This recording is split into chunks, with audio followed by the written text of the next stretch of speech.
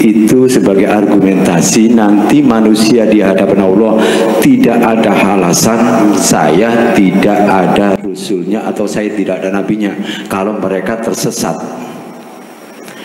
Yang jadi pertanyaan, walaupun ada nabinya atau ada rasulnya, yang punya hidayah Allah.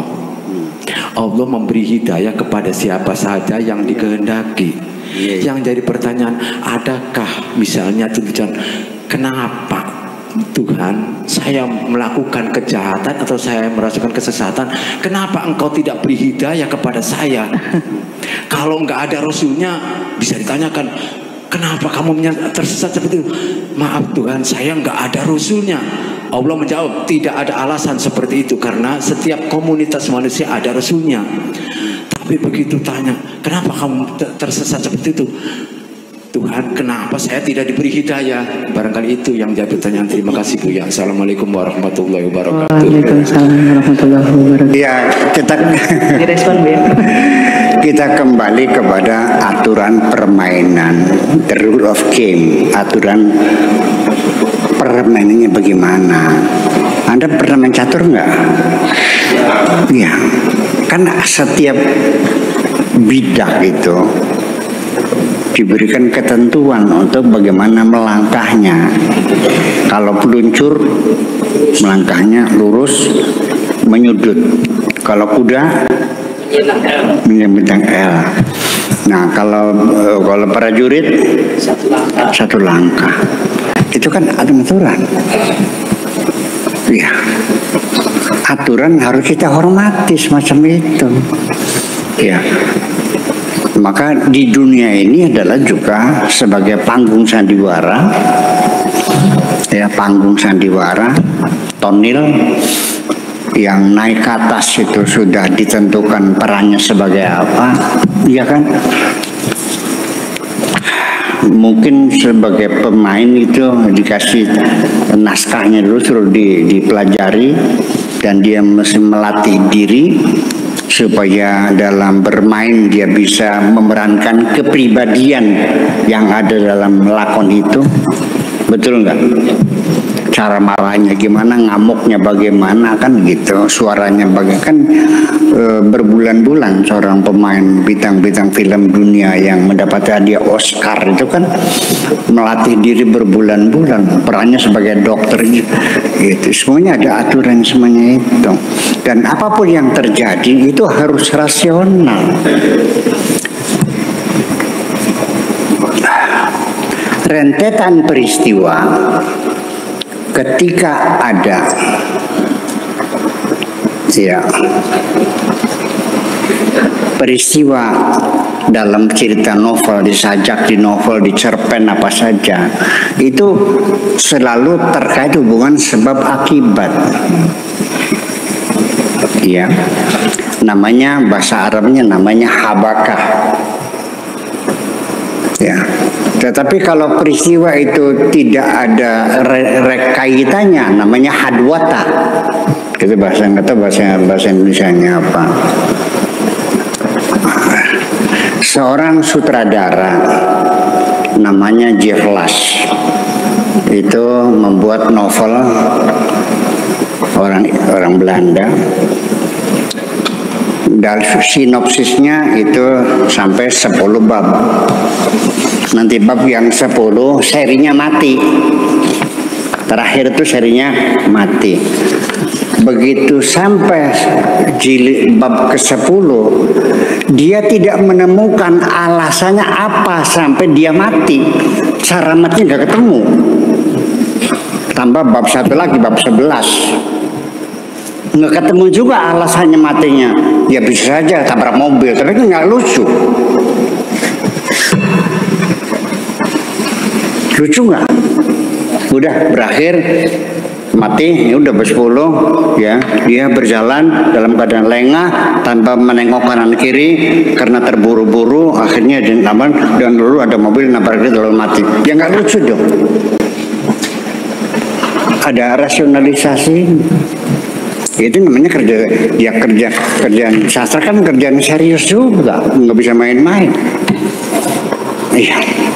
Nah, Aturan-aturan semacam itulah, makanya ada sinopsis, ada segala macam, ada frame yang gimana, urutan peristiwanya, terdiri dari berapa jilid, semuanya ada kan seperti itu. Nah, Tuhan juga membentuk sandiwara di bumi ini juga ada aturan-aturannya. Maka itulah ada pakem-pakemnya ya, yaitu makanya nanti di akhirnya tetap pada akhirnya permainan berjalan, tetap Allah punya hak prerogatif. Negara ini demokrasi, betul? Setuju nggak? Indonesia demokrasi. Tapi kenapa kok presiden memberikan ampunan kepada seorang yang melakukan kejahatan kok diampuni? Ya itulah aturan. Bahwa presiden punya hak prerogatif. Paham nggak? Untuk apa? Ya untuk menjaga kewibawaan dia sebagai kepala negara, untuk menjaga stabilitas negeri ini. Jadi gimana? Ya selama ini Anda melihat Tuhan jadi tukang parkir emangnya? Tetap dia adalah sang sutradara yang maha kuasa. Mau merubah cerita boleh saja, karena masalah kok. Wait, stop, ulang lagi, ganti ceritanya begini. Bisa nggak? Ya bisa, kenapa tidak? Ya, jadi pada akhirnya seseorang itu dapat hidayah. Siapa yang dilakukan? Allah menentukan. Tetap punya hak prerogatif. Allah yakhtassu bi rahmatihi may yasha. Allah memberikan rahmatnya kepada siapapun. Lu jangan bangga diri karena kamu sembahyang, karena kamu orang Islam naik haji tiap tahun lalu yakin masuk surga. Allah akan masukkan ke surga siapapun yang dikehendakinya. Kalau Tuhan tidak berkehendak gimana? Mau menyalahkan Tuhan? Nah itu saya kira logikanya ada logika kekuasaan ketuhanan, bukan logika. Kalau seandainya Allah yang menentukan, hidayah yang menentukan Allah, yang menentukan orang kafir Allah, yang menentukan orang beriman adalah Allah, apa artinya? Ya apa artinya Allah ngutus Rasul? Ya udah aja nggak usah Rasul lagi. Ya udah nggak usah bermain lagi kalau begitu mah. Udah tidur aja teh. Selesaikan. Iya, bahwa permainan harus dimulai. Ya, semua orang diberikan tugas yang berbeda-beda. Nanti di penghujungnya tetap Allah yang menilai. Apakah engkau yakin di dunia dengan peran sebagai kiai, lalu Anda akan mendapat hadiah piala citra, atau pasti masuk surga? Lalu ada orang yang perannya sebagai copet, apakah nanti berarti di akhirat dia masuk neraka?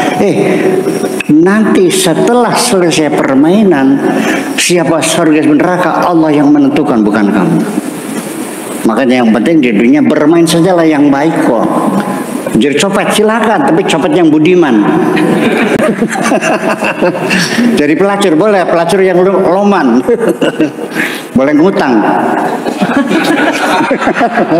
Umpamanya gurau ini jadi salahin lagi. Iya, yang budiman.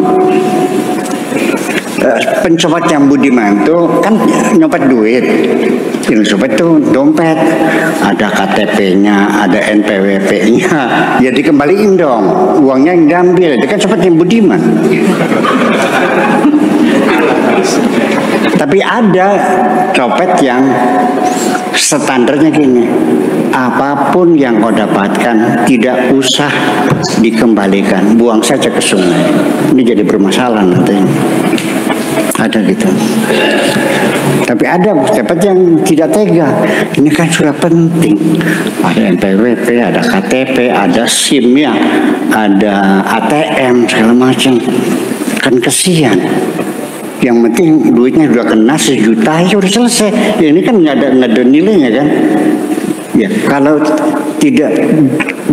tidak bisa mengatakan langsung, dan itu juga saya tidak menganjurkan.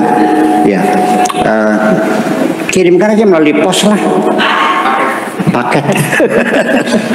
Ya kirim pakai paket aja. Lalu kan pakai pos, dimasukkan pos itu selesai. Kan bisa. Dan pasti orang yang Dicopot-copot kan berterima kasih. Ya Allah, ada juga ya pencopot yang budiman. Dapat pahala nggak? Nggak tahu lah. Ya. Jadi silakan yuk kita bermain ya. Nah, kemudian yang menentukan peran kita sebagai apa juga Allah juga, bukan kita. Allah yang menentukan. Seorang sutradara itu punya kewenangan. Karena sutradara yang tahu ini Anda ini orangnya kasep, bagus kan gitu, bermainnya bagus ya. Anda perannya adalah sebagai ini. Nah ini perempuan ini ya orangnya cantik, ini jadi perannya sebagai kekasih gelapnya kan gitu. Nah ini permendi mukanya nggak cantik, biasa, ini jadi babunya aja. Ya kan yang ngatur kan sutradara, bukan kamu. Atau kamu punya hak untuk mengambil peran sendiri? Saya pengen jadi raja. Ada orang yang memaksakan diri untuk mengambil peran dalam panggung sandiwara dunia ini dengan cara dia sendiri. Kepengen jadi kiai. Mesantren tidak pernah, sholat tidak pernah, modalnya beli sorban sama jubah. Sama sedikit ngomongnya di Arab-Arabin, gola, yang gola tuh nggak bisa ngapor, sarapnya itu pura-puranya aja. Apa memangnya dengan pakai sorban dan jubah lalu otomatis jadi kayak gitu? Jawab dulu dong. Bisa nggak dengan beli sorban dan jubah langsung jadi kayak gitu? Lagi itu kan dia masakan diri, udah selesai. Jadi yang penting ujungnya mah terima saja keputusan Tuhanmu. Engkau ditempatkan di dunia ini dengan peran apapun. Wa qalu sami'na wa ata'na ghufranaka rabbana wa ilaikal masir. Terima kasih kita aja. Iya.